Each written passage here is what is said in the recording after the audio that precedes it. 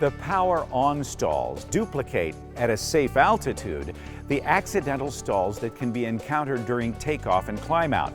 The stalls that simulate takeoff are entered in takeoff configuration at takeoff speed and power. Those that simulate the climb-out are entered in climb configuration at climb air speed and power. They are done straight ahead and in turns up to a maximum bank angle of 20 degrees. The pitch attitude for power-on stalls has to be somewhat higher than for the power-off stalls. Also, the power-on stalling speed will be slightly lower than the power-off stalling speed. This is because the vertical component of thrust reduces the wing loading, and the propeller slipstream tends to maintain airflow over the center sections of the wings. To enter the power-on stalls, reduce power while maintaining altitude during the clearing turns. If simulating a maximum performance takeoff, the flaps should be extended if called for in the pilot's operating handbook. The airplane must be at the correct speed in the beginning in order to avoid an excessively high pitch attitude before the airplane stalls. In the imminent takeoff stall, the speed is reduced to liftoff speed and takeoff power is applied as the pitch attitude is raised to the normal climb attitude. The high power, low airspeed combination requires an increasing amount of right rudder pressure to keep the airplane in straight flight. Once the climb attitude is established, the nose is raised well above the climb attitude and held in that position until the first buffet or control effectiveness decay is felt. The nose high attitude will block your vision over the nose. Look to the side of the nose to maintain pitch and direction control. At the first sign of a stall, recover by lowering the pitch attitude to slightly below level flight. Power is already at a maximum, so the only available way to reduce angle of attack is with a reduction in pitch attitude.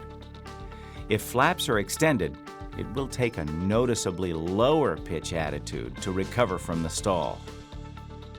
Retract the flaps if they are extended after reaching the best rate of climb speed and climb to the altitude specified by the examiner or instructor.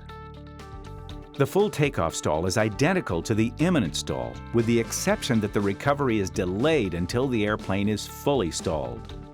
The imminent stall recovery is made at the first sign of an impending stall, and the full stall recovery is started after the nose drops while holding full back elevator pressure, or an excessive sink rate or sudden loss of control effectiveness occurs.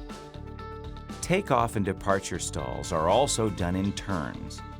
After establishing the appropriate speed and configuration straight ahead, a shallow bank turn is started.